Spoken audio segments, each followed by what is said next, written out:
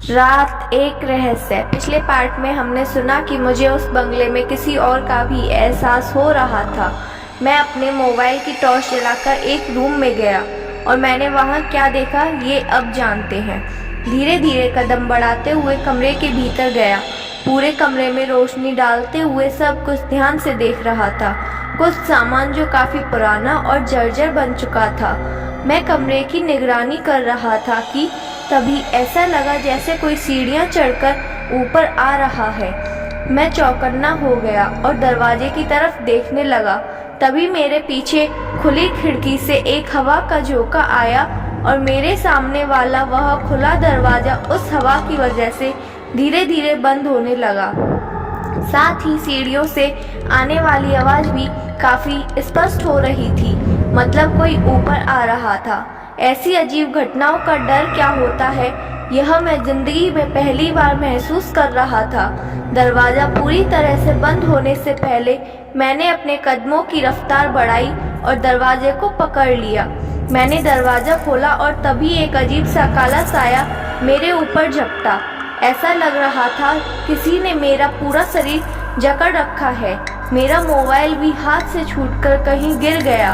उसकी torch on जरूर थी, पर वो जमीन की ओर होने के कारण पूरे कमरे में अंधेरा फैला था।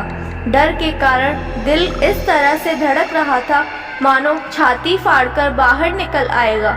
कुछ देर ऐसे ही जूझता रहा, पर डर के कारण मैं वहीं बेहोश हो गया। होश आया तो मैं जमीन पर पड़ा था। मैं कितनी देर बेहोश था या कितनी देर से मैं वहां पड़ा था, मुझे कोई कल्पना नहीं थी। होश आया जरूर था, पर दिमाग पर अजीब सी धुंध चढ़ी थी, जैसे कोई बेहद नशीली चीज हमारे दिमाग से सोचने समझने की शक्ति मिटा देती है। कुछ ऐसा ही हाल हुआ था। गर्दन घुमाकर देखा तो मेरा दोस्त वहीं मेरे पास बैठा था। मेरी तो जान में जान आई। मैं काफी खुश था क्योंकि उस घर के मौत के चंगुल से मैं जिंदा वापस आ गया था। मेरे दोस्त ने मेरी तरफ देखा और कहा, मांत्रिक बाबा का सब ठीक कर देंगे। मैंने नजरें घुमाकर देखा तो सामने वही मंत्रिक बाबा थे जिसने कुछ दिन पहले मेरे दोस्त की पत्नी का इलाज किया था। मेरा जिस्म पूरी तरह से जकड़ा हुआ लग रहा था। सामने जलती अग्नि में कुछ आहुतियां डालकर मंत्रिक बाबा ने ऊपर छत की ओर देखा। टूटे छत से पूनम के चांद की रोशनी मेरे ऊपर ही पड़ रही थी। उस चांद को देखते हुए मैंने अपनी आंखें बंद कर ली।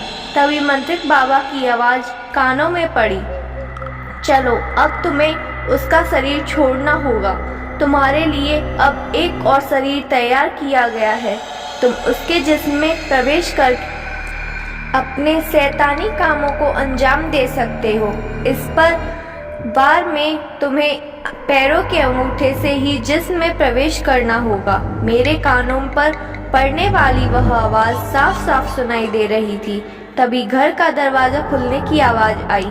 मैंने गर्दन घुमाकर दरवाजे की तरफ देखा, पर काले अंधेरे में एक औरत की आकृति नजर आ रही थी। काली साड़ी पहन उस औरत का चेहरा बालों से पूरी तरह ढका हुआ था। उस औरत की तरफ देखकर मंत्रिक बाबा के चेहरे पर अजीब सी मुस्कान आई। अपने आसन की दूसरी तरफ रखी एक धारदार कुल्हाड़ी उठाकर उसने मुस्कुराते हुए मेरे दोस्त के हाथ में देकर कहा, अगले कुछ मिनटों में भीतर तुम्हें इस काम को अंजाम देना होगा। मेरे कानों पर पड़ने वाली वह आवाज धीरे धीरे हल्की होने लगी। आंखों पर अजीब सी धुंध छाई हुई थी। उसके बाद सिर्फ कुल्हाड़ी चलने की आवाज आ रही थी। किसी के जिस्म के टुकड़े किए जा रहे थे, लेकिन मैं शांति से पड़ा था। दिमाग सुन पड़ गया था, पर मैं खुश था कि मैं जिंदा हूँ। मेरे दोस्त ने मुझे उठाया और यहाँ लेकर आया।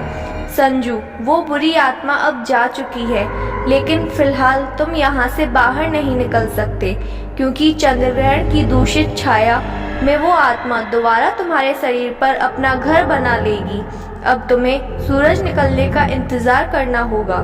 सूरज निकलते ही तुम्हारे शरीर को सारी बुरी शक्तियाँ छोड़ देंगी। तब तक यहाँ आराम करो, लेकिन इस बात का ख्याल रखना कि तुम्हें अपने जिस्म की जरा सी भी हलचल नहीं करनी, वरना वो शैतान तुम्हारे जिस्म की मौजूदगी भांप लेगा।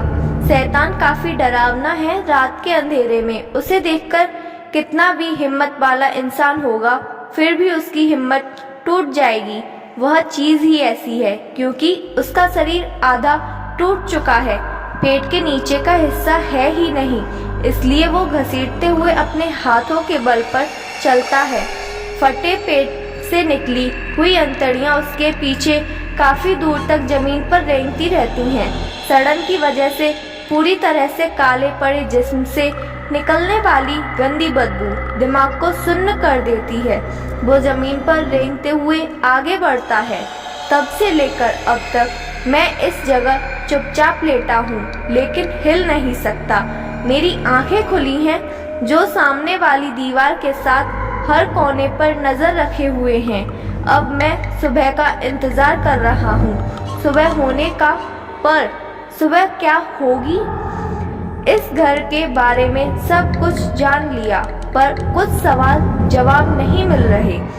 10 साल पहले जिस औरत ने या उसके प्रेमी ने उस आदमी के कुल्हाड़ी से 2 टुकड़े किए, वो औरत अब कहाँ है? और उसे इस काम में मदद करने वाला शख्स कौन था? और चंद्रग्रहण से पहले उस औरत को इस घर में कैद आत्मा परेशान करने लगती है, तो हर बार वो बलि का इंतजाम कैसे करते होंगे? आज चंद्रग्रहण था, तो आज किसकी बलि दी जाएगी? जाने दो, इन सब बातों से घुटन हो रही है। मुझे इस कमरे से निकलना होगा। लगता है मेरे सामने का दरवाजा खुल रहा है, मतलब दूसरी तरफ कोई है, मतलब अब वो आ रहा है भीतर मुझे खत्म करने। अब क्या करूं? अपनी आंखें खुली रखता हूं ताकि नजर रख सकूं उस पर, उस शैतान पर। दरवाजा भी धीरे धीरे खुल रहा है। उस दरवाजे से निकलने वाली कर कर ऐसी आवाज चारों ओर फैले खौफनाक सन्नाटे की वजह से किसी नुकीले औजार की तरह कान के भीतर घुसते हुए मेरे भेजे में उतर गई है। सच कहूं तो अब मेरे भीतर बर्दाश्त करने की ताकत खत्म हो चुकी है। डर के कारण मैंने अपनी आंखें बंद कर ली हैं। हर इंसान की डर बर्दाश्त करने की एक सीमा होती है, जो मेरी तो अब खत्म हो चुकी है। अब उस शैतान को देखने की मुझ में जरा सी भी हिम्मत नहीं है, तो उसका सामना करना तो दूर की बात है। उस शैतान को जो करना है करे, मेरे टुकड़े करे, चीथड़े करे, मुझे खा जाए। अब मैं बर्दाश्त नहीं कर सकता। पर सब कुछ शांत हो चुका है। हाँ, शायद दरवाजा पूरी तरह खुल गया है, इसलिए उसकी आवाज भी नहीं आ रही, भले ही मेरी आंखें बंद हैं। छोटी छोटी आवाज सुन सकता हूँ, किसी भी तरह की हलचल महसूस कर सकता हूँ। इस वक्त ना मुझे कोई आवाज सुनाई दे रही है, ना किसी की हलचल महसूस हो रही है। क्या वह दरवाजे के बाहर खड़ा है? क्योंकि मुझे उसके अंदर आने की आहट महसूस नहीं हुई। क्या करूं? आंखें खोलकर देखूं? यही ठीक रहेगा। मैं धीरे धीरे अपनी आंखें खोल रहा हूं। दरवाजा खुला हुआ है, पर वो कमरे का दरवाजा नहीं, बल्कि अलमारी का दरवाजा है। अलमारी के भीतर एक तेज धार वाली कुल्हाड़ी रखी थी, जिस पर लगे लाल फूल की बूंदें धीरे धीरे नीचे आ रही हैं। मतलब फिर से किसी की बलि चढ़ाई गई। और एक बात, अलमारी में एक तस्वीर है, जिसमें एक अनजान आदमी नजर आ रहा है। शायद वो इसी घर का मालिक होगा, जिसका 10 साल पहले खून हुआ था। और उसकी बगल में ये औरत, ये तो मेरे दोस्त की पत्नी है। मेरा दिमाग चकरा रहा है। ये सब क्या है? नीचे उतरकर ठीक से देखता हूँ। शरीर पर लिपटी कंबल हटाकर नीचे उतरता हूँ। ये क्या? मेरे पेट के नीचे का हिस्सा कुल्हाड़ी से काटकर अलग कर दिया गया है, बिल्कुल इस घर के मालिक की तरह।